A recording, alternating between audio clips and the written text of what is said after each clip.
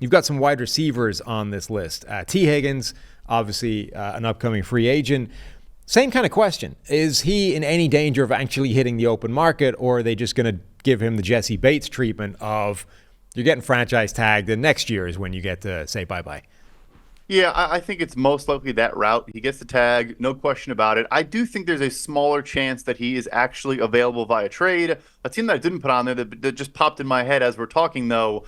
Let's say you're the Arizona Cardinals. You have this extra pick from Houston. You thought it was going to be a top 10 pick. It's now the 27th pick in the draft. And say, let's just go get Kyler Murray, a big body number one target. We'll offer them the 27th overall pick and, throw in a third, whatever. Cincinnati, again, I expect them to just tag him, make him play on it, see what happens. I really would be surprised if an extension gets done here just because he missed time. So it's not like he boosted his stock this past year. He is healthy right now and played well down the stretch with Jake Browning. But, yeah, he's the one, though, I would say more than Michael Pittman. Like, I think both get tagged, but I think Pittman just signs an extension. T is going to get tagged, and I would be shocked if the two sides come even close to an extension.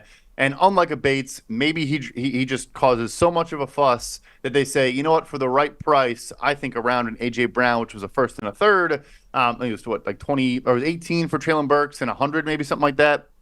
Let's mirror that market and just do that. And then if you're Cincinnati, you take a receiver with that 27th overall pick. We know there's a ton of great talent there in the draft, so maybe it's a 1-for-1 replacement. But yeah, that's how I see that going down. That's a sort of fascinating draft spot for that conversation as well, because you're right. Number one, this draft, I think, is particularly well stocked of massive bodied receivers. Like last year, the sort of trend of the receivers was they're all tiny. Like all these guys that look like Tank Dell was where you were looking at the bottom of the first, the second, and the third round. Now, when you get to the bottom of the first, all the guys around seem to be giants. You're talking about, Xavier Legette or Keon Coleman or, Donnie Mitchell from Texas. All these like 6'3", 6'4", 6'2", apparently in Legette's case. No, 6'1", right? He was even smaller. 6'1". Anyway, like 210, 220-pound bodied guys.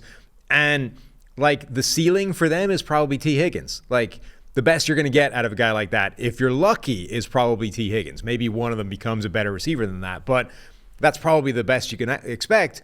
But obviously T. Higgins is due the next contract, whereas those guys are going to come in on the fresh rookie deal. So it's like, how much do you value that contract effectively is the conversation you're having when you're making that, the certainty of T. Higgins actually being T. Higgins, and one of those guys maybe can be T. Higgins versus rookie contract versus veteran contract. It's a really interesting, team building kind of hypothetical that might actually play out.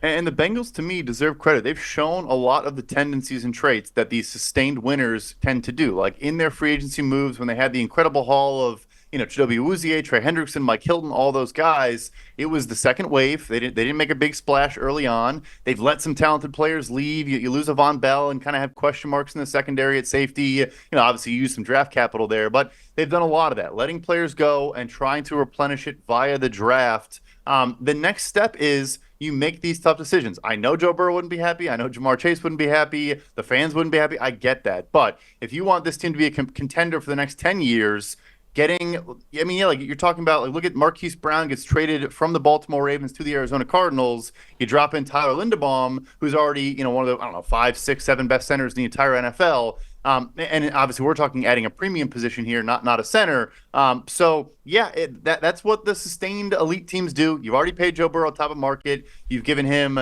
$200 more guaranteed dollars than any other player in the last decade. You got to start doing stuff like this. As much as it sets you back in the short term, it's how you sustain the long term.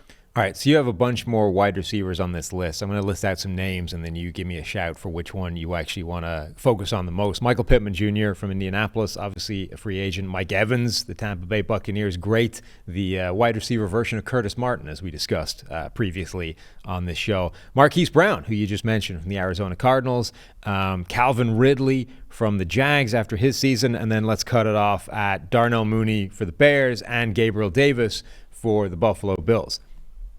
Yeah, so good cluster here. So first, I'll start with Mike Evans. He had an interesting quote. He was at the Houston Rockets game, I want to say, a couple nights ago, and some reporter asked him, about his upcoming offseason. He was like, I'm excited to see where I go. So he is viewed as this guy who's always Tampa, Tampa, Tampa, and I think he is. He talked about like taking a pay cut in the middle of the Tom Brady era when he was already probably one of the most underpaid receivers in the NFL. And last offseason, he expressed his frustration. Him and his agent were, in the media saying like, yeah, we wanted to get a deal done. We're frustrated it didn't happen. We'll see how the year goes, and then maybe we'll bounce. So to me, he's interesting. Where I think he could go the cash out big route, maybe follow Dave Canales to Carolina. Hypothetically, they'll probably pay him as much as he's as much as he asks for. Or does he stick with the Tom Brady approach, go to like a New York Jets and be the big physical X, alongside the kind of move versatile Z and Garrett Wilson and pair up with Aaron Rodgers. So he's fascinating to me.